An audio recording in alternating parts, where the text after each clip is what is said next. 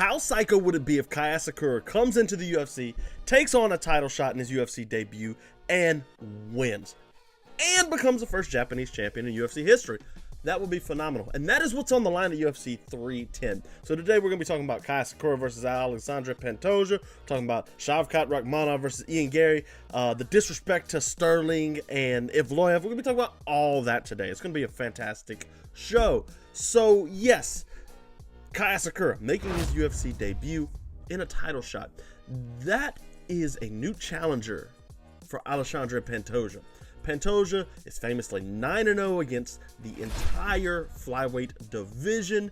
2 wins over Marino and Royval, the top 2 ranked fighters. He's beat Cara France. He's beat just about everybody. The only flyweight that he fought that he didn't really beat and get back was Deiveson Figueiredo. So before we get into this episode, please take a second to consider signing up for a membership or signing up to Substack, where you get exclusive articles and videos every week right to your inbox. Pantoja's been around, baby. He's destroyed the division. It's like if you have a bad guy in a movie, and what he does is he starts destroying the good guys from the inside and just destroys the foundation. And then once he gets to the top and he's the bad guy, he's like already there, and the House of Cards is already falling away from him. That's what Pantoja did on his way up. He's only defended the title twice. I don't even think he's done that. He might have just defended it once, actually. Hold on. Let me take a peek here, because that's crazy if you think about it. Yeah, he's only got 1 title defense. He's 9-0 against the top 10. Wild. The dude's fought everybody on his way up. So that situation is exactly why we have the situation like we do with Kai Asakura, right? Because you don't get Kai Asakura fighting for the title in his debut if Pantoja hadn't already destroyed the division. Okay? You don't get that. So this is a unique situation that we're in, and we probably won't see for a long time. Because flyweight's not the same as like middleweight, who they could have done that with Ciryl, or John Jones at light heavyweight, right? When you get these long reigning champions, you're like, who else is next? But there's always somebody next. Pantoja had to go down and beat Steve Erceg, who was like, what, 8th at the time when they fought? So this is a unique situation, and we need to take our time and appreciate what we're about to see here. Is Kai Asakura UFC level? That's what we want to know. So this fight's super interesting, though, man. It really is, because Pantoja, he's going to backpack you. He's going to go in there and brawl and make it a tough fight. But if you're keen on Kai Asakura and you've watched RIZIN and his fights in RIZIN, you're like, man, this kid can crack. He loves to step back and pop a right hand as he's stepping back. Kind of like if you think about how Stipe Miocic knocked out Fabricio Verdum, where he kind of plants off that back foot and launches across right over and puts people down. Kai Asakura loves that. He also loves the left hook. He's got lightning fast legs. We're going to be doing a video on Asakura, as I mentioned earlier, on his technical stuff. But this kid is good. And I'll be honest, Pantoja's getting up there, if not in age and fight age at least. I mean, he's what, 34 years old? As a flyweight, you might as well be ancient. You might as well have your retirement home booked. That's why this fight's so interesting. Father Time's undefeated. Everybody always says that, but nobody, what does that mean even, Volkanovski was doing good till he was 35. So when Kai Asakura steps in there, he'll be the younger guy. He's had some good experience against high-quality fighters. He has a knockout win over Kyoji Horiguchi, one of everybody's favorite fighters, right? He beat Juan Archuleta in his last fight. The kid can crack, and he's good. So he has some holes in his game, though. He's never fought in the ring. He's always fought in RIZIN, which is weird, right? So he's never fought in the cage. I'm sorry. He's only fought in the ring. So, what's he going to do when Pantoja gets him against the cage and just starts grinding on him? Does he know to get out of those situations? Because he kind of uses the ring to his advantage in RIZIN. I'm not saying he's, putting his arm over the ropes or anything like that. No. But he's never fought in a cage. And when you're so unsure about things like that, it makes me wonder, how's he going to fare when Pantoja's okay, this is round 4, baby, and this is where I do my best work. Like, you better put him away if he starts working on you. You better. But I can also actually see Kai Asakura winning this fight, which is the crazy part. This is his debut, but I know how good this guy is. He's fine to take a lick to land a lick. You'll watch it over and over. He'll go lick for lick with somebody. Now, he'll exit once he lands his lick. Like, hey, my lick landed. And that's how he starts to crack people open. I hate the saying creates car crashes, but that's what he does. He steps in as you step in. He's throwing his right hand, or his cross. I can't remember if he's Southpaw or Orthodox, but he's throwing his cross. And Pantoja's chin better hold up. Because if it doesn't, boy. Now, this is a flyweight fight, too. There's something else to consider, guys. Don't let this fall under the radar. But Kai Asakura has been fighting at bantamweight for forever. How's the weight cut going to hurt him? You know? It can't be good. Or he might just have a huge power advantage like Davis and Figueiredo did. So, you know, great. I think this fight has a lot of potential, boys. I really do. I think this fight has a lot of potential to be an instant classic. One of those moments to where, like, the UFC's like, oh, our first Japanese champion, or, man, there is nobody for Pantoja. Kai Kara-France deserves the shot more than anybody, to be honest with you. Sure. We can't give it to Moreno. He's 0-3 versus Pantoja. So, you know, main event of UFC 310, I give it a 10 out of 10. Really fun card. Really fun fight. I think that fight really... I don't know if it'll be the best fight of the night because we've got a problem when it comes to that title because Ian Garry and Shavkat Rakhmonov are fighting. Is that the best fight on the card? We don't often get prospect versus prospect anymore. UFC kind of likes to build up their guys and let them fight older fighters or veterans, more established names to kind of build their brand, right? So we don't traditionally get an Ian Garry versus Shavkat Rakhmonov. And they are prospects, even though they're highly ranked, right? We don't get Max Holloway versus Conor McGregor anymore. That just don't happen, Captain. It just don't happen, baby. So this might be the dying breath of the old UFC, sure. Like, we might never go back to this. But boy, this fight is booked at the perfect time, kids. The perfect time. Shavkat Rakhmonov and Ian Garry both have really good wins under their belt, but not enough to put them towards the title. And a win this weekend won't put them enough towards the title, sure. Now, obviously, this was supposed to be Shavkat versus Belal Muhammad, so just because I say, like, he doesn't deserve a title shot doesn't mean he's going to get it. We just talked about Steve Erceg for crying out loud. Like, oh, man. But what I think is going to go down in this fight is a career-changing trajectory for either Ian Machado-Garry or Shavkat Rakhmonov. Okay? Like, Shavkat Rakhmonov is huge. He's a massive person. One of the biggest people you will ever see at 170. I mean, let's not forget 265 Francis Ngannou. He has to cut weight. But, like, is Ian Garry really that level of a fighter? Can he fight off somebody who's going to stick to him like glue straight out of the horse factory? See, and I don't know the answer to that. I don't know the answer to that because there's only one way to know the answer to that, and that's to put him in a cage and let him fight. And that's what we're going to do. Is Ian Garry's striking and his anti-grappling, because if you look in the past here, let's go over to the web real quick. We hadn't hit the web yet. Let's go over to the web. Let's pull up what Ian Garry's done. UFC 310. Ian Machado-Garry. Okay. Like, his last fight was against Michael Page. He wrestled a lot in that. But, like, Michael Page isn't Shavkat Rakhmonov. Jeff Neal, split decision. Neil Magny. D-Rod's a good win, I guess. Song Kanan, Gabe Green. Man, he's been in the UFC for a minute. Jordan Williams, Darian Weeks. Oh, this one hurt. My Jack Grant. I love me some Jack Grant. Sad he didn't get the win. But, you know, Gary's just generational talent. But, like, you go back and you look at, like, Rakhmonov. All finishes. Stephen Thompson, rear naked choke standing over Jeff Neal. Neil Magny. So, same two wins. Win over Carlston Harris. Cazares, Cowboy Oliveira, like that was one that was like just ugly.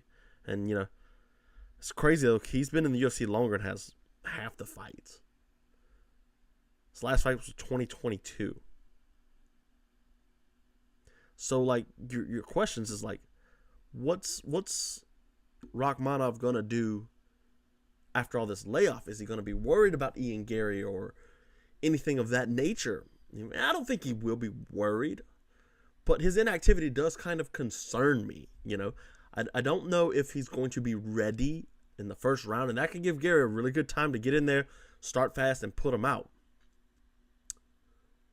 If Garry can put him out, like, you know, Gary's got power, but we don't know what Shavkat's chin's like. But also, I want to point out the fact that Shavkat has all finishes, and while that's like, oh wow, he can finish, Ian Garry's also gone 5 rounds, all the way back to his Jack Grant fight that we just talked about.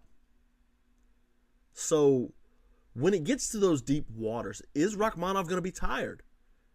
Is he going to be able to sustain the pace that he constantly goes at? Now, also, you have to ask yourself, like, is Ian Garry going to be able to keep up with the pace of Rakhmonov, meaning, like, constant grappling and such? I mean, these guys have sparring footage, and I don't put too much stock into sparring footage, if I'm being honest, but, like, they kind of know each other. So what's going to happen? We're in for a treat. That's the best fight of the night, hands down. I don't see any fight being better than Ian Garry and Rakhmonov. I just don't. I don't think it's going to happen. So, next on the card, Alexander Volkov and Ciryl Gane 2. This is a rematch, don't forget. Will it be any different than the first one? Ciryl Gane cruised to an easy victory against Alexander Volkov, but Volkov is improved as a fighter, let's be honest. 38-10, but his last few wins have looked really good. So you go back to that loss. I'll tell you what. Let's go back over to the old web, boys. You go back to the Ciryl Gane loss. He's got the Alistair Overeem win, Ciryl Gane loss, the Marcin Tybura win, which is, Tom Aspinall, we're not going to concern ourselves with that. We knew what Aspinall was going to be. But then you've got this little run right here. Jairzinho Rozenstruiker, first round knockout. Alexander Romanov, who's a wrestler. Now, keep in mind, like, Curtis Blaydes just wrestled this guy a few years ago.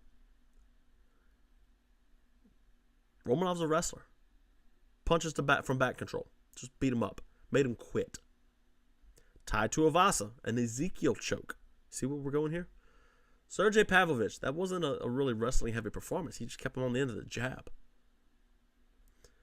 My question is, will he come in and fight Ciryl Gane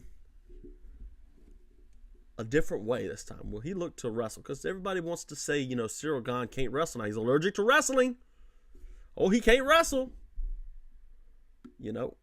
Is that going to be his approach? And I could very well see it being his approach. Stick to him. Oh, you can't wrestle. Let's see what's going on here. What are we going to do? Now, if we get into a striking exchange, I don't see him being able to do the same thing he did to Sergey Pavlovich against Ciryl Gane. Gane's a much more polished striker than Pavlovich. I've been saying that since before the Aspinall loss. Since before Volkov beat him. He's a devastating striker, but he's not a great striker. Ciryl Gane's a great striker. As much as everybody wants to clown him for losing twice like he has to both Francis Ngannou and John Jones, I mean, come on, guys. Give him some slack here, right? He bounced back and beat Spivak, for Pete's sakes. Listen, man, I don't know, for Pete's sakes. What's going on? But, like, this fight here, is it going to be any different? That's all I want to know.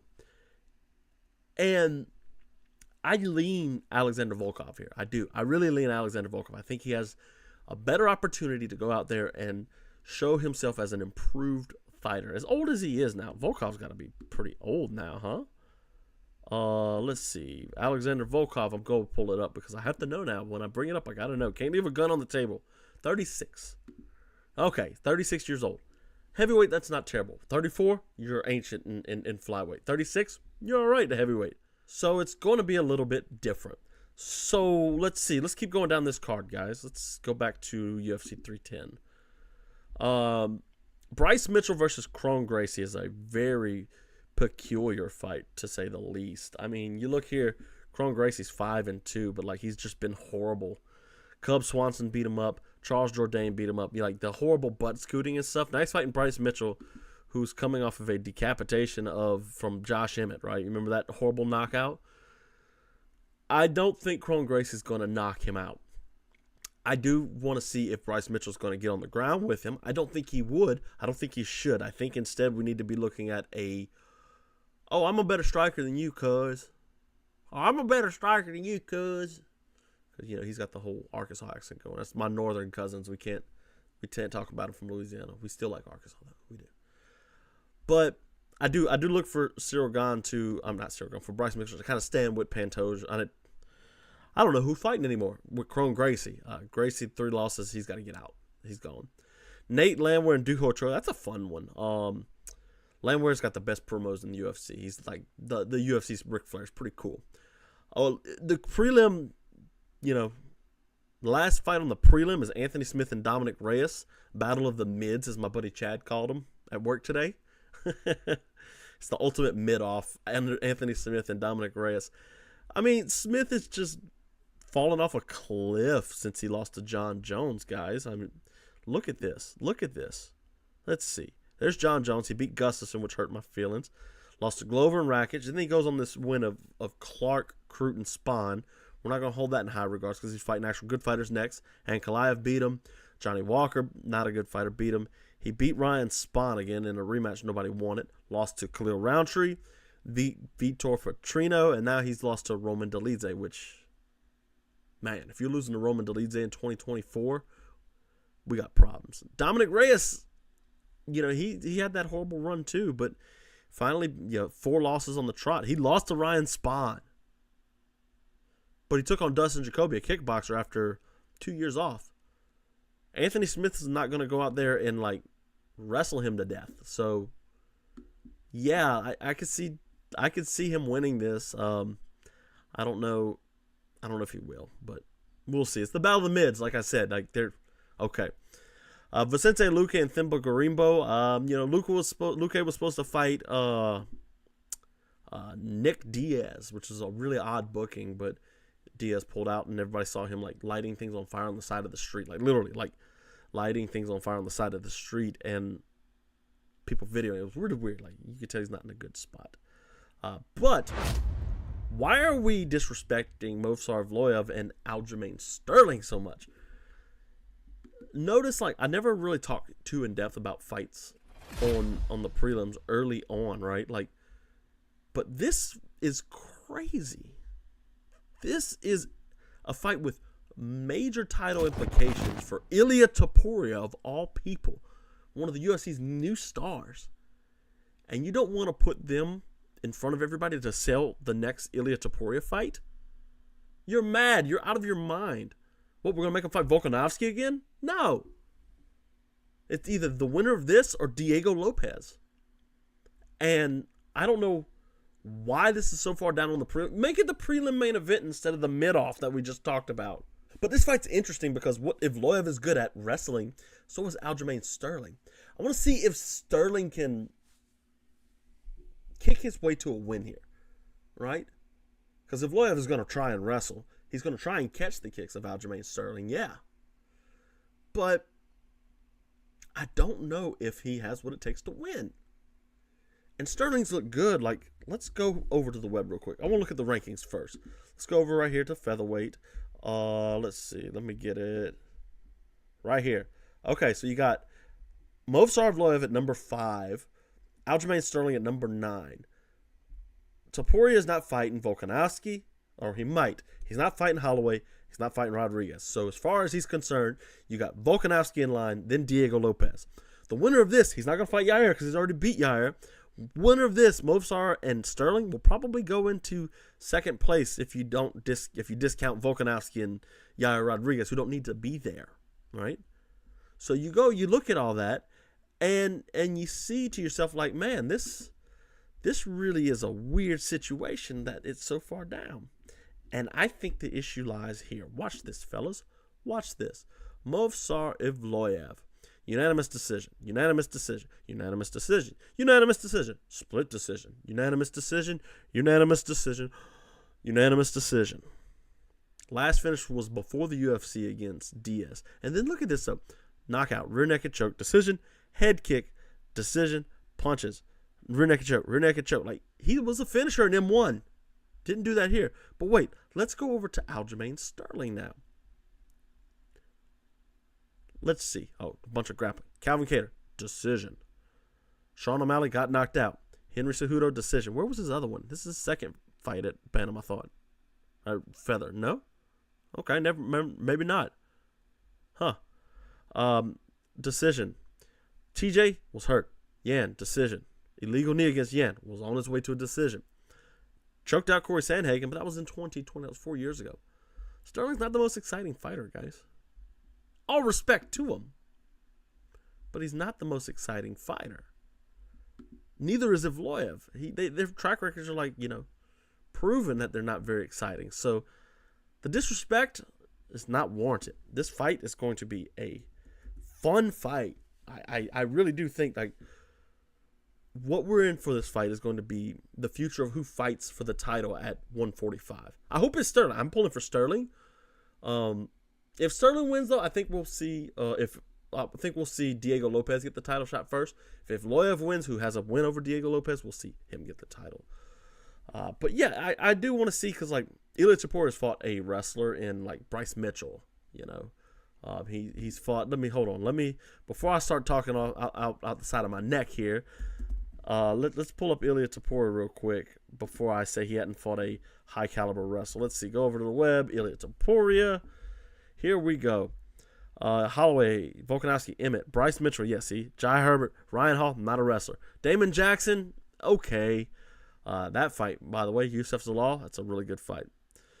So like he hasn't fought a real wrestler in the UFC except for Damon Jackson, who is terrified of people who punch hard. He hadn't fought a wrestler in the UFC since Damon Jackson, who is scared and terrified if people punch hard. So,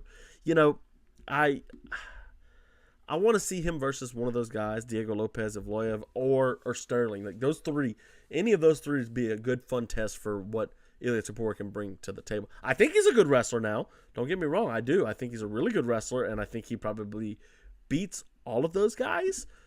But I don't want to be like, oh yeah, he definitely beats all of those guys.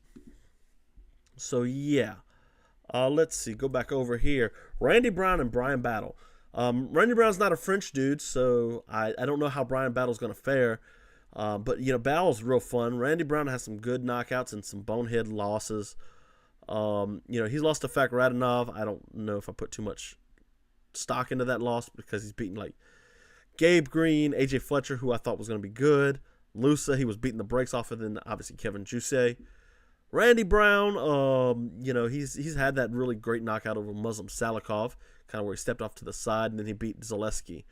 3 fights when, he lost to Jack Della. We're not going to fault him for that. Jack Della Maddalena is who he is. So, that'll be an interesting fight to see, if somebody can bounce back, if Randy Brown can keep it going. Chris Weidman and Eric Anderson was supposed to happen on the Madison Square Garden at UFC 209. They're just kind of there.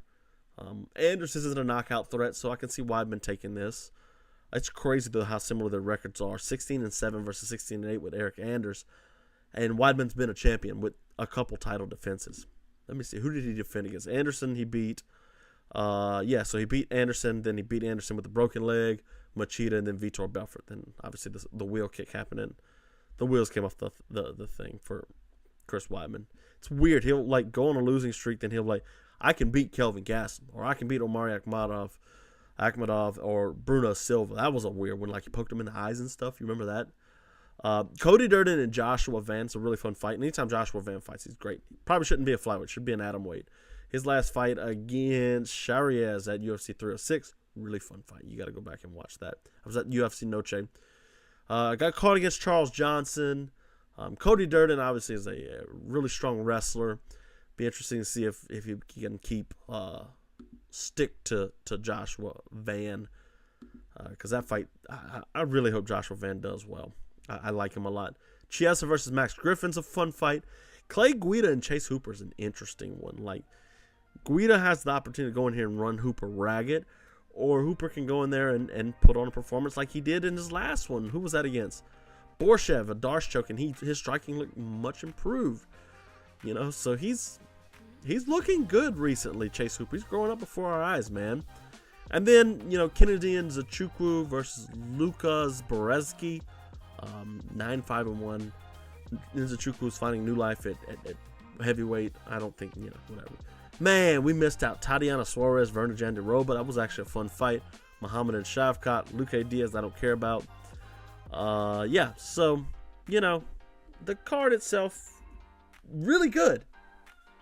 People are going to find ways to poo-poo on it, but that's okay. You can do that. You know, that's your option. If you want to do on a card that's actually very good, be my guest, because this one is going to be fun for everybody. So I mentioned Ilia Topuria and his combination punching and stuff earlier when we were talking about Evloev and Sterling.